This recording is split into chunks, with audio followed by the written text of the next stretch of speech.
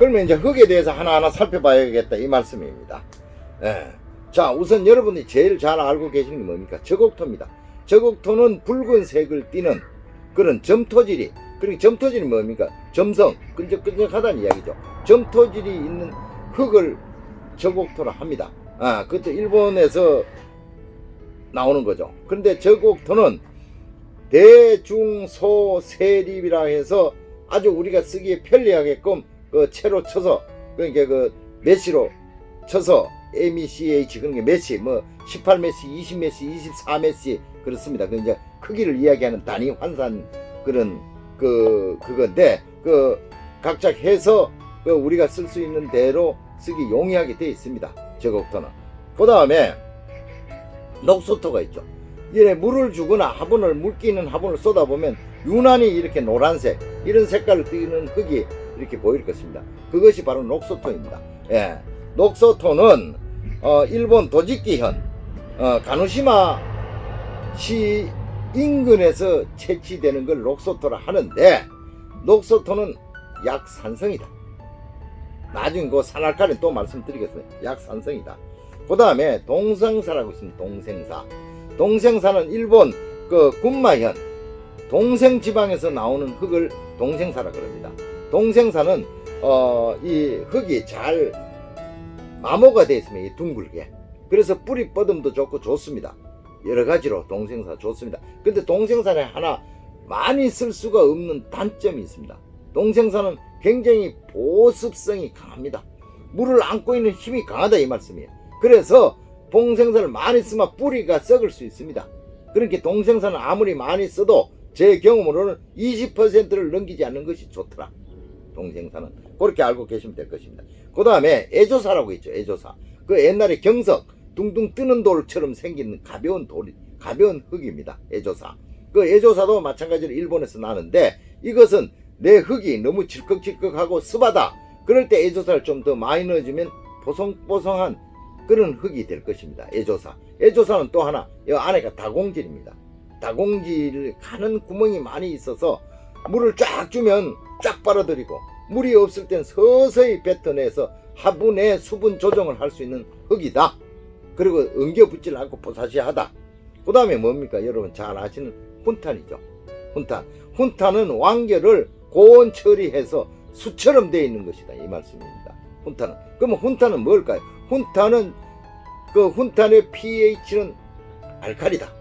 아까 녹소토의 pH는 산이다. pH 조정을 할 수 있다 이거예요. 녹소토하고 훈탄을. 산성으로 치우쳤을 때는 훈탄을 넣어주면 되고, 알칼리로 치우쳤을 때는 녹소토를 넣어주면 pH가 조정이 된다 이 말씀입니다. 예, 그래서 훈탄. 또 훈탄은 뭐 어떤 그 제균성도 있고 뭐 그런 게 좋은 유익한 게 있다고 뭐 학술적으로 알아져 있는 게 많죠. 드러나 있는 게 많죠. 그래서 훈탄은 일종의 숯이라 생각하시고 쓰면 좋을 것이다. 그 다음에 그 펠렛이라고 국숟가락처럼 뭐 각종 유기물, 그런 게 부유물, 뭡니까 산의 부엽토, 그런 것을 뭐 국숟가락처럼 처리했는 건데 탁탁 이렇게 끊어져 있는 게 있습니다. 지금 나중에 사진을 보겠습니다. 그걸 이제 전에는 저도 많이 썼습니다만, 여름에 하도 이 뿌리가 자꾸 녹아서, 그게 어떻게 보면 그 유기질물, 그 비료, 그런 그게 발효가 되면서 그렇지 않나, 그런 의심이 절대로 확정적이 아닙니다. 이걸 써도 좋으십니다. 저는 그래서 의심이 들어서 요즘은 가급적 자제를 하고 있습니다. 그 다음에 여러분 혼합토 이미 혼합해라는 거 아시죠? 땡땡초. 이게 제품명이라서 말씀은 그렇게 땡땡초라고 드렸는데, 땡땡초 아시죠? 그 땡땡초도 이제 들어간다 이 말씀입니다. 네. 그러면 여기서 우리가 지금 뭐 여러 가지 이제 제가 혼합토를 만들기 위해서 흙을 어디서 나고 뭐 어떻고 그런 거 특장을 말씀드렸는데, 그 흙을 직접 한번 보겠습니다. 자, 이거 제가 아까 말씀드렸던 그 농업기술센터에서 해온 그런 시험 성적서입니다. 자, 여기 한번 보시죠. 여기 수소이온 농도라고 되어 있죠. 수소이온 농도 요거는 6.2고요. 또 요쪽에 시료 보냈던 거는 수소이온 농도가 5.9네요. 요거는 약간 산성 쪽에 더 치우쳐서 아마 요것을 다시 만드는 것 같습니다. 여기 보시면 다 나와 있죠. 뭐가 몇 퍼센트, 뭐가 몇 퍼센트 이렇게 쭉 잘 나옵니다. 이렇게 해서 쭉 뽑아서 주기 때문에 굉장히 편리합니다. 이거는 꼭 여러분들 내흙을 만들기 전에 이런 정도는 하나 시험 성적서를 여러 번 해보면 내 마음에 쏙 드는 아주 멋진 흙을 만들어 쓰실 수 있습니다. 자, 그럼 아까 말씀드렸던 흙 하나하나를 한번 살펴보도록 하겠습니다. 자, 가장 먼저 이게 뭔가 하면요, 요것이 동생사입니다. 동생사. 마모가 잘 돼 있죠. 동글동글 하죠. 예, 여러분. 예, 요렇게 동생사는 마모가 잘 돼 있는데 함섬률이 높다.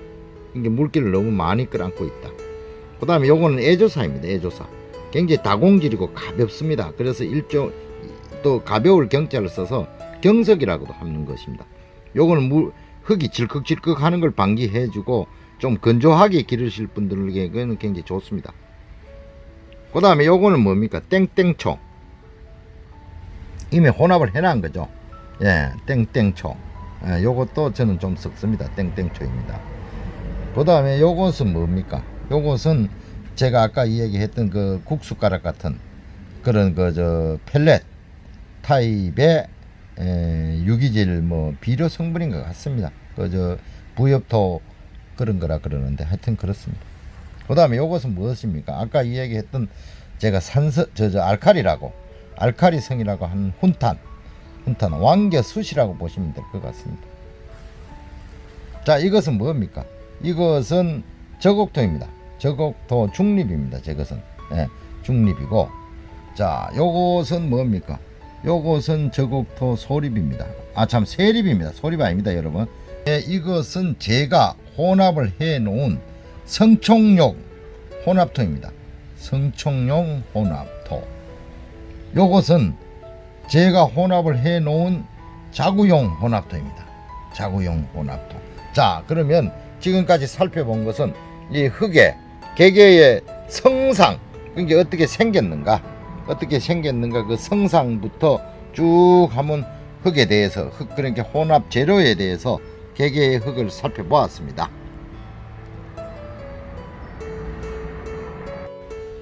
자, 그 흙의 성상을 잘 보셨죠? 외형적인 그런 흙은 둥글고 이제 보셨을 겁니다. 자, 그럼 이런 흙을 이제 이게 쉽게 해서 원재료인데 이것을 잘 믹사이드 이게 잘 섞어야 혼합토가 될 것 아닙니까? 그것을 이제 보면 이걸 원재료라고 보면 혼합하는 과정에 거친 흙을 이제 혼합토라 하기도 하고, 그것이 나중에 뭐가 됩니까? 이제 재배하는 용토가 되겠죠. 재배하는 용토가 되겠죠. 이건 다 우리가 재배하는 용토를 흙을 만들기 위해서 이런 과정을 여러 가지를 섞어주는 게 혼합토다. 그 다음에 그냥 바득이만 바득, 노는기만 노는 한 가지를 쓰는 게 단일식재고, 이거는 혼합식재다, 이런 말씀입니다. 자, 그러면 이게 순서는 없습니다. 저 같은 경우 그냥 섞어줍니다. 섞어주는데 어떤 비율로 섞을 것인가, 제 경우입니다. 이거는 제 경우입니다. 결코 이게 표준이거나 스탠다드가 아니다는 걸 미리 말씀드립니다. 제 경우, 제 온실에서 쓰는 경우는 저곡토를 볼륨으로, 양으로 해서 일단 50%를 넣습니다. 그리고 동생사를 20% 넣습니다. 그리고 애조사를 10% 넣습니다. 그 다음에 땡땡야초를 10% 넣습니다. 그 다음에 훈탄, 녹소토, 펠렛 이런 걸로 나머지 한 10%를 채워줍니다. 여기서 저는 녹소토를 많이 사용하지 않습니다. 녹소토를 많이 사용하니까 너무 산성으로 가기 때문에 저는 녹소토를 굳이 퍼센트로 이야기하라 그러면 한 5%나 어떨 땐 또 안 넣을 때도 있습니다. 그렇게 한다는 걸 참고적으로 말씀드립니다. 어떤 이는 배합 기계가 있어 하는데 저는 그렇게 하지 못하고 그냥 적당한 용기에 두고 이제 이렇게 썼습니다. 그래서 그 봄에 흙배합할 때 많이 나오시라는 겁니다. 이 사람 손이 많이 필요합니다. 이러시 막 섞고 또 참도 막걸리 한 하고 얼마나 좋습니까? 하여튼 그래서 이제 섞고 제 경우에는 이걸 이제 다 섞어갈 무렵에 계속 섞으면서 가수 물을 뿌립니다. 물을. 그 왜 물을 뿌리냐, 흙에다가. 그렇다고 뭐 물이 흥건하게 막 이 흙이 깨질 정도로 아니고 그저 먼지가 많이 나지 않을 정도로 뿌립니다.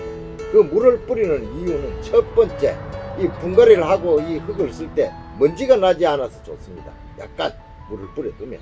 그 다음에 두 번째, 많은 양을 분갈이 할 때,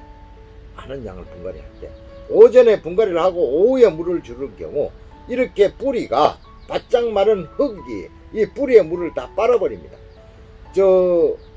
각기 다른 농도의 잉크를 두고 이렇게 가운데 관을 넣어서 서로 통하게 했더니 이쪽에는 잉크물을 넣고 이쪽에는 그냥 맑은 물을 넣었는데 나중에 가서 농도가 같아졌다는 거 아닙니까? 어떤 물질은 서로 농도를 같이 맞추려고 하는 성질이 있다. 그래서 여기에 그 뿌리에 물을 바짝 마른 흙이 뿜어버린다. 뿜어버리면 뭐 어떻습니까?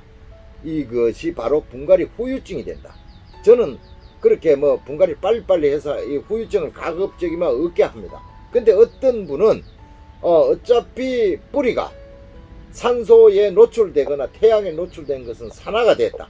그래서 그건 다시 다 죽고 새 뿌리를 받아야 되기 때문에 어차피 나는 뿌리를 뽑아놓는 것은 다 잘라버리거나 아니면 뭐 천천히 바짝 말려서 심는다는 분도 있습니다.